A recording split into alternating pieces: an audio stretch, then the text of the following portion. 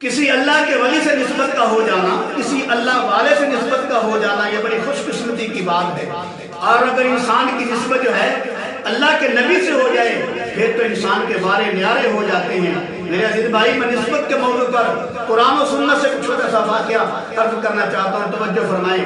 یوسف علیہ السلام جب ان کے بھائیوں نے ان کو مار کر کنویں کے اندر پھینکا، وہاں سے ایک قافلہ گزرا، اس قافلے نے یوسف علیہ السلام کو وہاں سے نکالا، مصر کے بازار میں جا کر ان کو بیچ دیا، اور وہاں سے مصر کے بادشاہ نے ان کو خرید لیا، اپنے گھر میں لے گیا۔ وقت گزرتا گیا، ایک وقت آیا کہ اللہ کے پیغمبر یوسف علیہ السلام مصر کے بادشاہ بن گئے۔ وقت گزرتا گیا، ایک وقت آیا کہ مصر کے جتنے بھی دائیں بائیں علاقے تھے وہاں قحط پڑا، کھانے کو کوئی چیز نہیں ملتی تھی، حتیٰ کہ جو مال جنگل تھا وہ بھی بھوک سے تڑپ رہا تھا۔ تو میرے عزیز بھائی، جب پورے علاقے میں قحط پڑا تو لوگ جو ہے دوڑے دوڑے اللہ کے پیغمبر یوسف علیہ السلام کے پاس آئے غلہ لینے کے لیے۔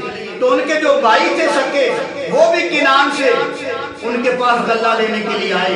لوگوں نے بتایا، مشہوری ہو گئی کہ وہ بڑا نیک دل بادشاہ ہے، رحم دل بادشاہ ہے، بڑی محبت اور پیار کرنے والا بادشاہ ہے۔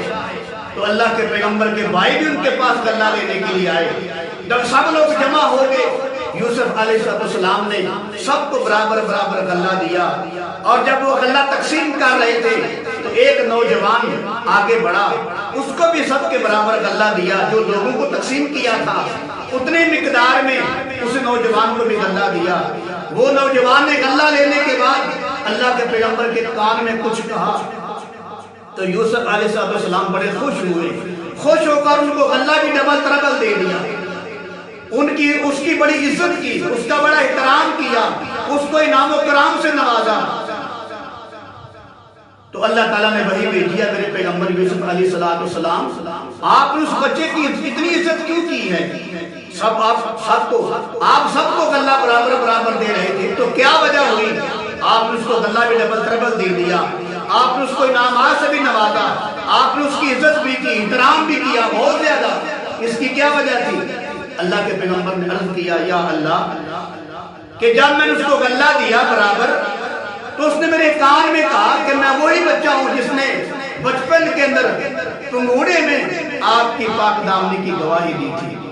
تو جب میں نے یہ بات سنی تو میں خوش ہو گیا کہ یہ وہی بچہ ہے، ماشاءاللہ نوجوان ہوا ہے، بڑا خوبصورت ہے، اسی بچے نے میری پنگوڑے کے اندر پاک دامنی کی گواہی دی تھی، اور آج یہ لاچار ہو کر بے بس ہو کر میرے دربار میں آیا ہے۔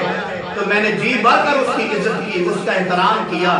پھر اللہ تعالیٰ نے فرمایا، میرے پیغمبر آپ جتنی عزت کر سکتے تھے آپ نے اس کی عزت کی، آپ اس کا جتنا احترام کر سکتے تھے آپ نے اس کا احترام کیا، آپ جتنا اس کو مال دے سکتے تھے آپ نے اپنی شایان شان اس کو مال سے نوازا، دولت سے نوازا، انعام و کرام سے نوازا۔